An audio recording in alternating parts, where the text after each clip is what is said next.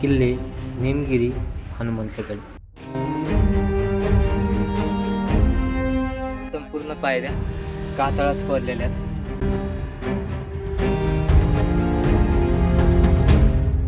त्या तिकडं हनुमंतगडावरती जाण्यासाठी पायऱ्यात. हा आहे निमगिरी.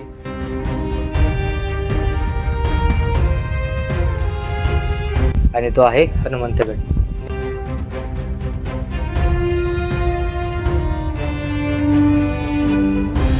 गडावरती आलेलो आहे. या ठिकाणी पायऱ्यावर चढल्याच्या नंतर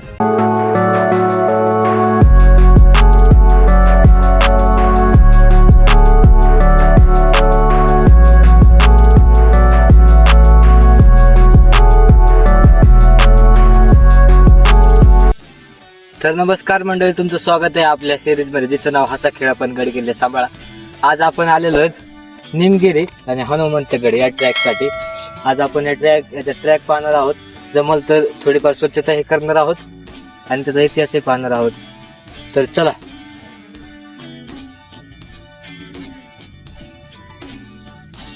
हा दुर्ग शिवजन्मस्थळ जुन्नर या ठिकाणी आहे.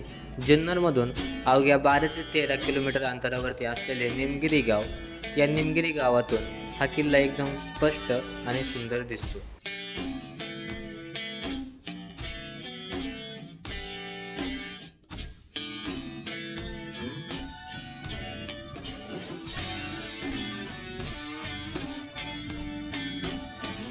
निमगिरीवरती जाण्यासाठी, निमगिरी हनुमंतगडावरती जाण्यासाठी बघा ही शाळा आणि इथं असलेला हा टावर, ह्या दोन गोष्टी लक्षात ठेवून तिथे यायचं. तिथे त्या शाळेपुढे गाडी पार्क होऊ शकते व इथं खाली घर आहे, त्यांच्या इथं पार्क करायची.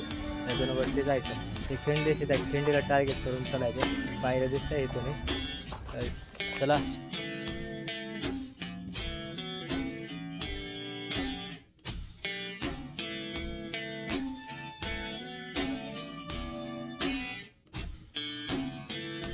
मित्रांनो, शाळेपासून आणि त्या लाईटीच्या मध्ये ते टावर पासून पुढे आल्याच्या नंतर आपल्याला एक आड लागते.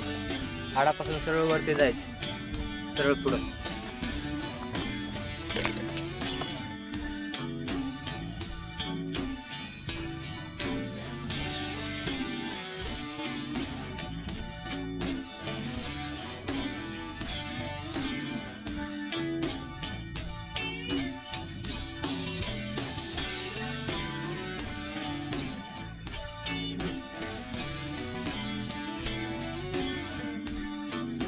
तर मित्रांनो, त्या शाळेपासून थोडं वरती आल्याच्यानंतर थोडा ट्रॅक केल्याच्यानंतर आपल्याला काही वीरगळ पाहायला भेटतात. वीरगळ म्हणजे जे युद्धामध्ये किंवा आपल्या लोकांना वाचवण्यासाठी शहीद झाले, वारले, त्यांच्या स्मरणार्थ वीरगळ बनवले जातात व ते कसे गेले याचंही त्याच्यावरती चित्रांकन केलेलं असतं. आपण धर्मवीरगडावरती गेलो होतो हे सिरीज चालू करण्या अगोदर. तेव्हा मी तुम्हाला संभाजी महाराजांचे वीरगळ दाखवलं होतं. तुम्ही नसेल पाहिलं तर ते धर्मवीरगड पेडगावचा ते पाहायला विसरू नका. आपल्या चॅनलवरती आहे तो व्हिडिओ. आणि हे आहेत वीरगळ.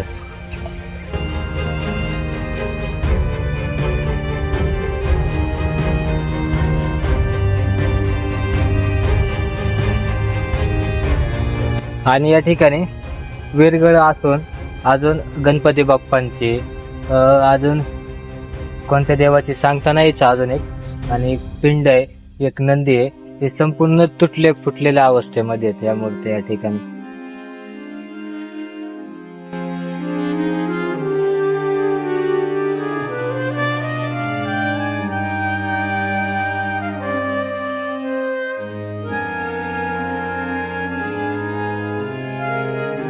तर मित्रांनो, ते आपण मागं काही वीरगळ पाहिलेले, त्या वीरगळांपासून थोडं पुढं आल्याच्यानंतर आपल्याला अजून काही वीरगळ पाहायला भेटतात. या ठिकाणी खूप सारे, माझ्या अंदाजे 40च्या आसपास वीरगळ असतील. आणि या ठिकाणी हनुमंतरायांचं देखील मंदिर आहे.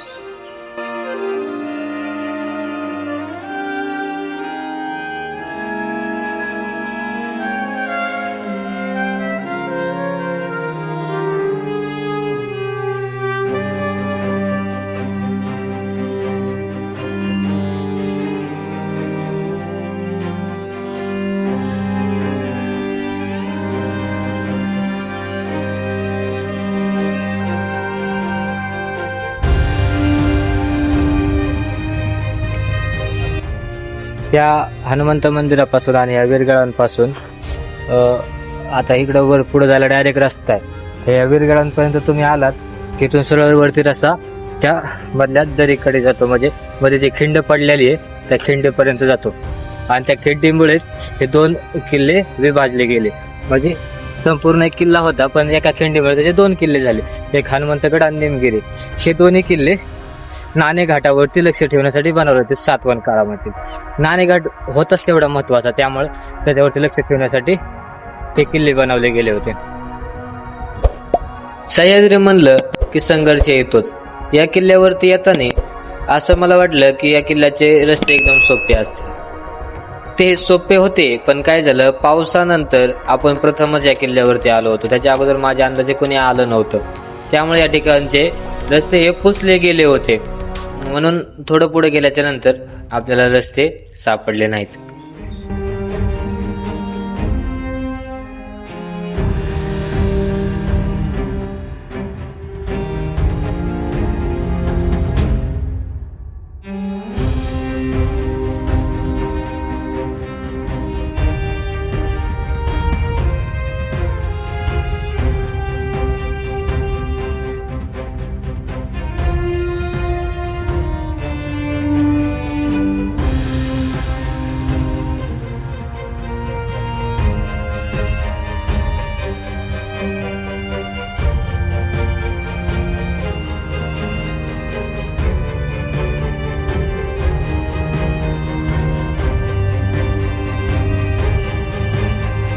तर मित्रांनो, आलो होतो आम्ही आता वरती. झापा लागल्यात, कारण की इथून रस्ता बऱ्यापैकी मिटलेला आहे. रस्ता काढीत यावं लागतंय वरती. आणि तुम्ही आलात तरी फक्त ही वर जी दिसणारी खिंड आहे ते खिंड टार्गेट धरून चालायचं.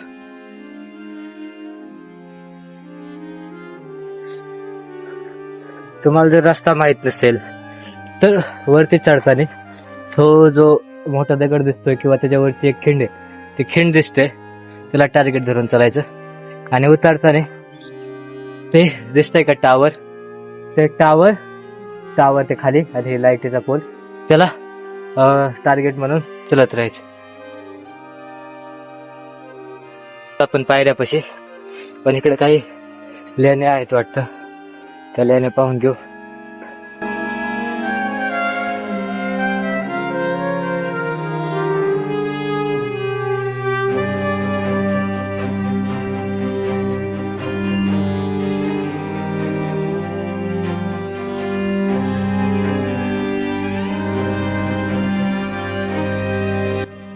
या ठिकाणी तुम्ही पाहू शकतात, आपण चावण मध्ये त्या लेण्यांमध्ये आतमध्ये पाहिलं होतं.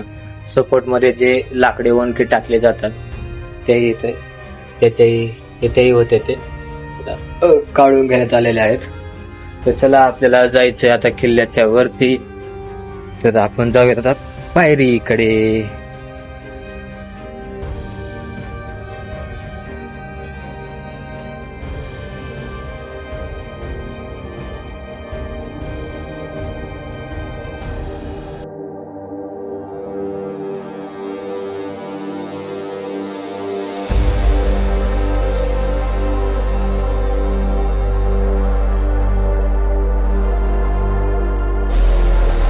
मित्रांनो, पायऱ्या सुरू झाल्या आहेत.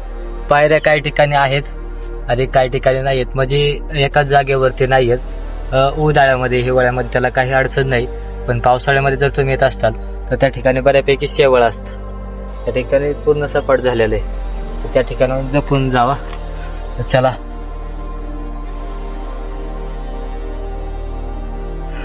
कडेने रेपलिंग धराया असल्या कारणामुळे काही अडचण नाहीये.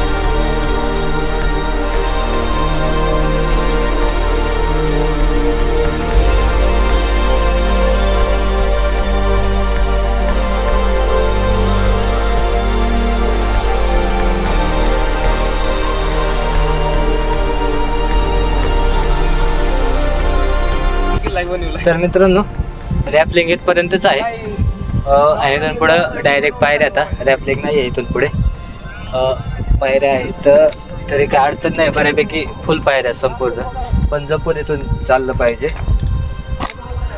कारण की थोडा जरी पाय सटकला तर डायरेक्ट खाली विषय संपतो डायरेक्ट.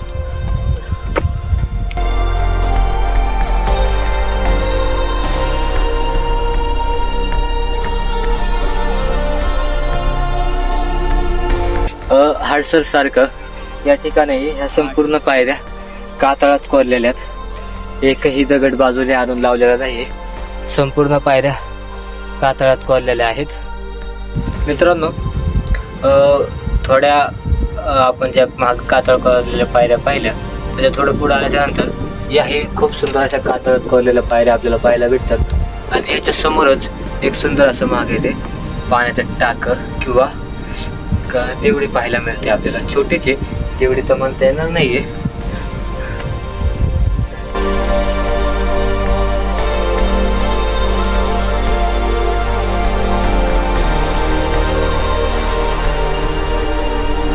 मित्रांनो आपण आलेलो निमगिरीवरील पहिला दरवाजा जिथे होता तिथे, या ठिकाणी बघा तुम्ही आता इथं आतमध्ये दगड पडलाय आणि इथे एक आहे होल, ह्याच्यामध्ये चौकट असेल पूर्ण, म्हणजे असेलच ते चौकट आणि ते बुरुज असेल आणि ही आतमधली देवडी, कारण की वरून खाली उतरायला पायऱ्या त्या ठिकाणी.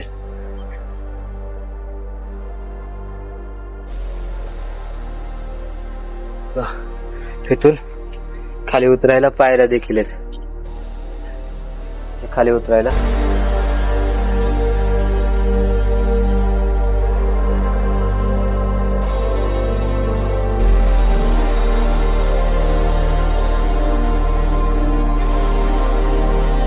त्या जो मी आता त्या पायऱ्या पाहिल्या त्या तिकडं हनुमंतगडावरती जाण्यासाठी पायऱ्यात, हा आहे निमगिरी आणि तो आहे हनुमंतगड. निमगिरी झाल्याच्या नंतर आपण तिकडेही जाणार आहोत, तर अगोदर निमगिरी पाहून येऊयात.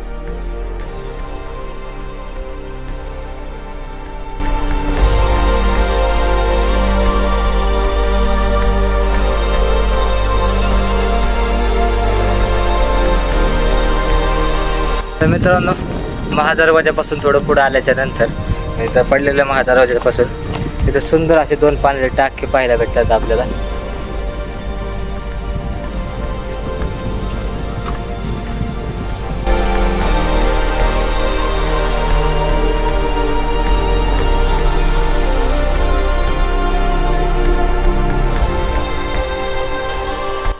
सॉरी, या ठिकाणी 2 पाण्याचे टाके नसून 3 पाण्याचे टाके आहेत, एक ते एक इथं आणि एक मागे. अजून पुढे काय काय माहिती, वरती दिसतंय तटबंदी, बुरुज दिसतोय, तिथे जाऊया.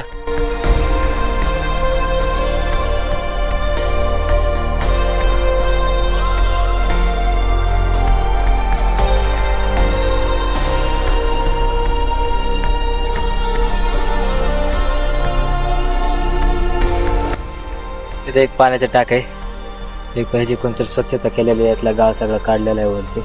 आवश्यकता खालून असे असतात संपूर्ण पाण्याचे टाके. तर वरती आपण बुरुजाकडे जाऊयात.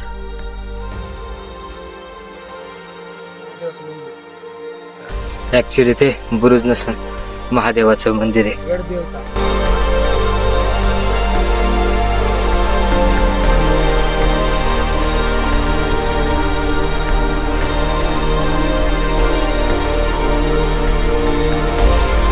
किल्ल्याच्या माथ्यावरती आल्याच्या नंतर या ठिकाणी आपल्याला गडदेवता गजलक्ष्मी या देवाचं मंदिर पाहायला भेटतं आणि त्या समोरच सुंदर असे 2 पाण्याचे टाके, त्याच्यामधलं पाणी सध्या खराब झालेलं आहे.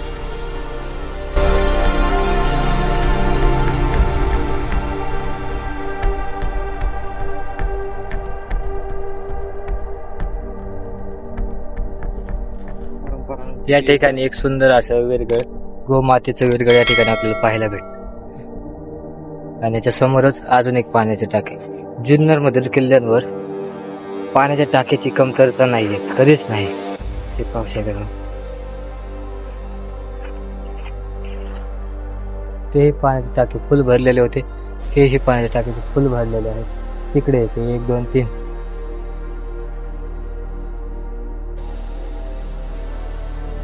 तर मित्रांनो, आपला निमगिरी किल्ला संपूर्ण बघून झालेला आहे, फिरून झालेला आहे. आता आपल्याला इथून पुढे हनुमंतगडावरती जायचं आहे. आपण ह्या झाडाच्या थोडं छत्रछायेखाली थोडा आराम केलेला आहे. आता आपल्याला हनुमंतगडाला जायचं. या ठिकाणी आपण थोडी वामकुस्पी घेतलेली आहे. तर आपल्याला पुढं जायचं आहे आता हनुमंतगडावर. तिथून उतरायचं आहे आणि परत खाली उतरून पोटभर जेवण करायचं. महादरवाजातून खाली आल्याच्या नंतर हा रस्ता बघा पलीकडे जातो, तिथून जायचं आहे आपल्याला.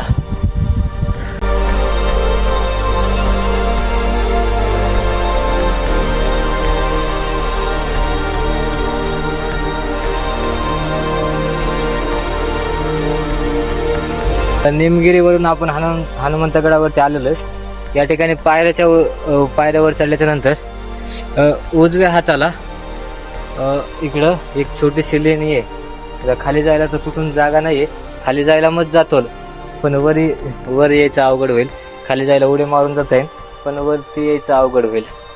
ही पाही लेणी.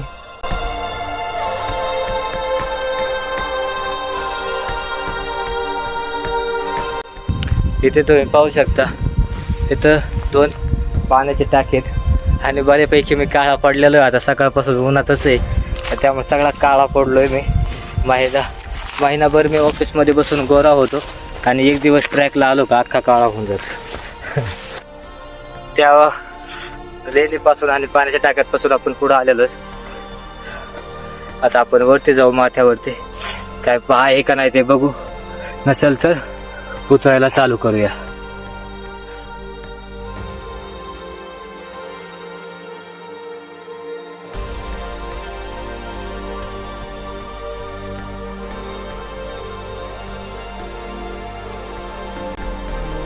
हनुमंतगडावरती आल्याच्या नंतर त्या पुढच्यापासून पुढं सरळ पायवाट जाते एक. ते पुढे आल्यानंतर तिकडे पुढे पाण्याचा टाका दिसतोय मला. जाऊयात आपण. त्या ठिकाणी एक पाण्याचा टाका आहे. पाण्याचा टाका इकडं पुढे एक जाऊया आपण. प्रॉपर रस्ता नाही आहे इथं, सगळं गावाचे.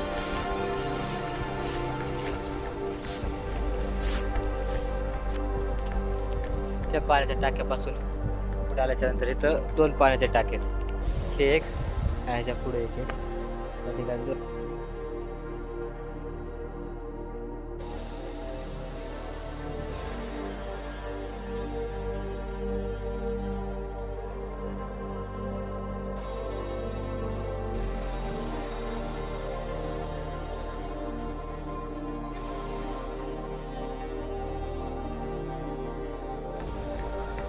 पाण्याच्या टाक्यापासून पुढे येताच तिकडं पुढं ह्या दुर्गाचा, ह्या डोंगराचा शेवट होतो. तिथून पुढे दुसरा दुर्ग चालू होतो.